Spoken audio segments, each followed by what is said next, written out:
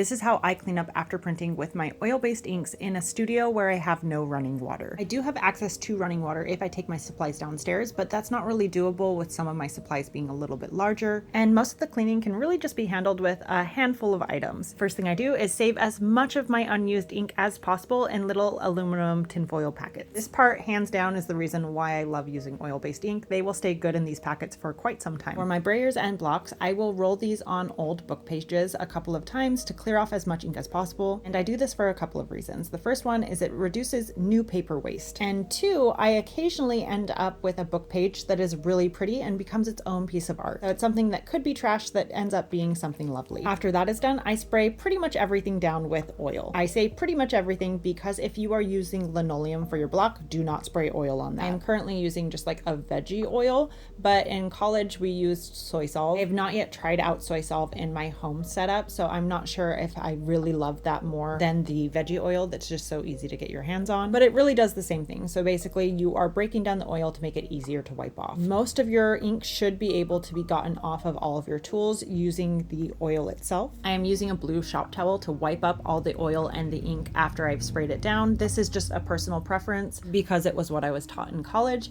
I know a lot of printmakers and studios will take old clothes and turn them into cotton rags that they then use for wiping up, and that is really great.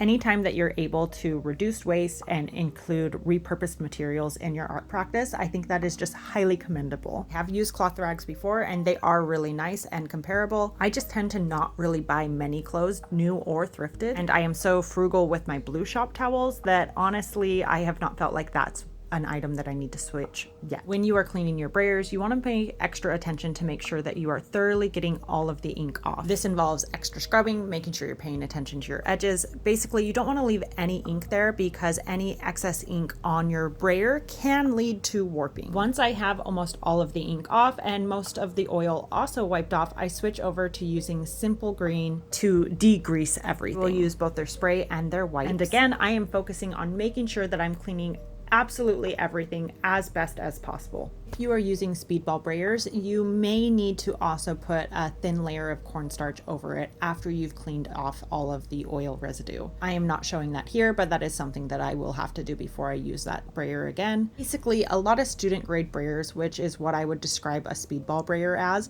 they just do not handle oil-based inks as well, and they just do not survive as long. So after you've been using them for a while with your oil ink, they can start getting tacky. That will make them harder to print with. It will affect your image, and it's just not really great to use. So the cornstarch will reduce that tackiness so that you can keep using them for a longer period of time. For my speedball brayers, I was able to use them for about 4 or 5 years before they started becoming really sticky. With the Simple Green, I like to use the spray and the wipes because I will keep reusing the wipes over and over until they're truly finished. So when they dry out, I just add more cleaner onto it and keep going. I especially like using the wipes on blocks. They do very well with cleaning them. And if I feel like my wipe still has some life left in it, I will just put it back in the container to use the next time I'm cleaning up.